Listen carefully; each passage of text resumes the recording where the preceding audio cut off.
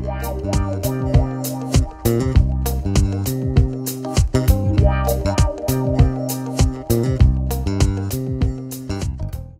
back with Bobby and JJ Radio. If you're just tuning in, we just spoke with Robin Morton with Cashier Real Estate, and she gave us some of the 101s of interim financing, what you can use the actual money for, when you should meet with someone like herself to start the process. If you missed any of that, you don't have to cry. You go to BobbyandJJradio.com, and you can download all of our shows on iTunes or stream them live every Sunday at 10 a.m. So we're going to go back with Robin right now. Robin, talk about some of the documentation that a buyer would need to get this loan done. They need the same documentation that would be needed for a pre-owned home: pay stubs, bank statements, W-2s, tax returns, those types of items. The extra documents that they need their plans, their specifications between them and their builder, a builder's contract, a budget, builder's risk insurance, a plot plan, a survey on the land, and any other miscellaneous contracts like for pools and things like that. So this seems like a lot. I mean, that's why they have to come to you first, I think. This is a long checklist, and if they're just aimlessly going out there, it might be a little bit of trouble after a while, I think. It could be a little daunting, I would think. How about credit-wise? Is it pretty similar to, I know there's a minimum for FHA conventional, that. Is it similar when you're doing interim financing?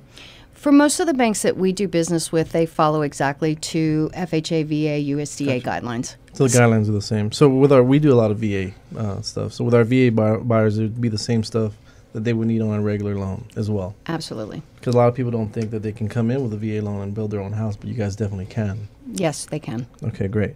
So let's talk a little bit about these lines of credit. You mentioned in the first part of the interview that it's kind of like a credit card concept, that you're approving them for a credit card with an amount, and then they're swiping it as they go, and they're taking these draws, which is each swipe, and then the interest starts to accrue. But let's talk about that. How can they complete a swipe or a draw? What has to happen for them to go on to the next step, each step?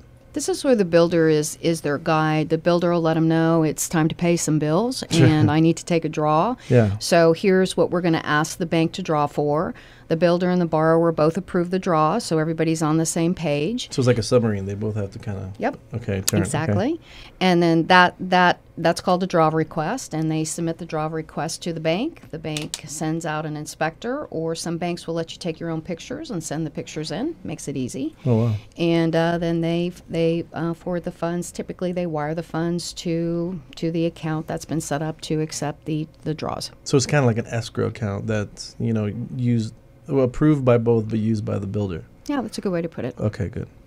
And so how does the interest work with the interim financing? When does it starts right when you start to give out each draw? Correct. The minute you swipe, interest is accruing at a simple interest rate, which makes it easy. You take whatever you owe times your interest rate and calculate it daily.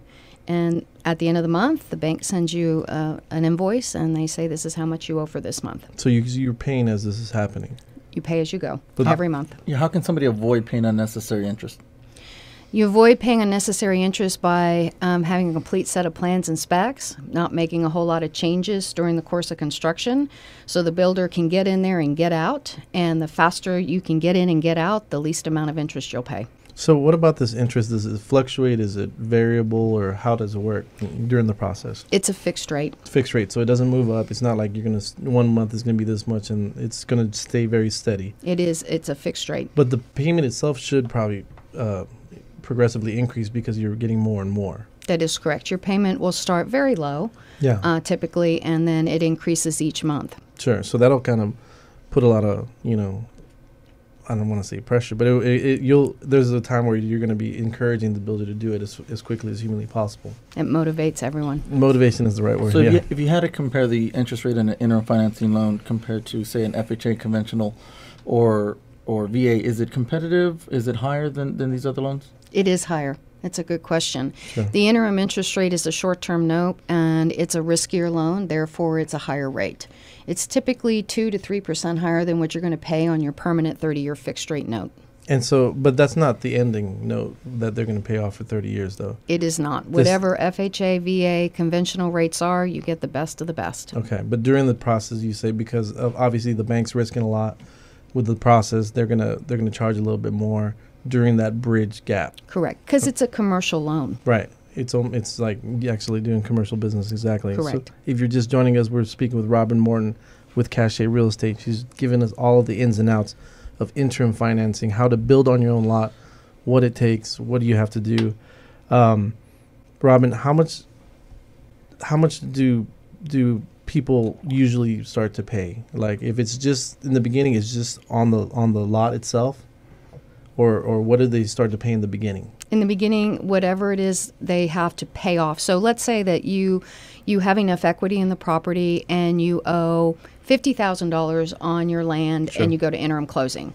The $50,000 has to be paid off because the new lender wants to be in first lien position.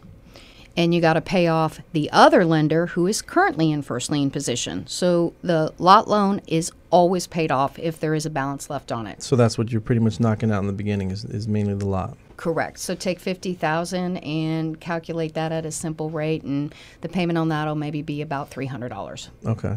I can afford that. So how about what is the difference between a one-time close and a two-time close? Is there one better than the other? Which one would you recommend? One is not better than the other. It is more specific to what are your needs as a consumer.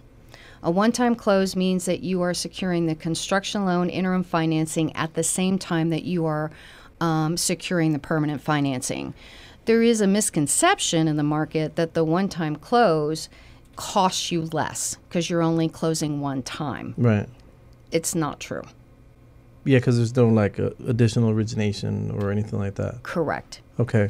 Versus a two-time close. Walk me through that process. A two-time close is the most flexible of the two options because we get to use the full appraised value to drive the spread between what you owe and your equity base. Okay. And let's say you get into the construction process and you make some changes and all of a sudden you owe the builder more money. A two-time close, you can go get more construction loan amount or interim loan amount. A one-time close, you cannot. That would be cash out of pocket.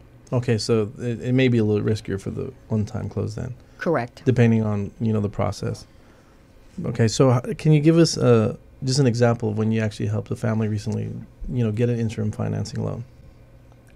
I did 5 last week. Oh, wow. Wow. So there's a lot of new construction building in San Antonio. We like stories here. Does one story stand out to you where you helped a family doing this interim financing?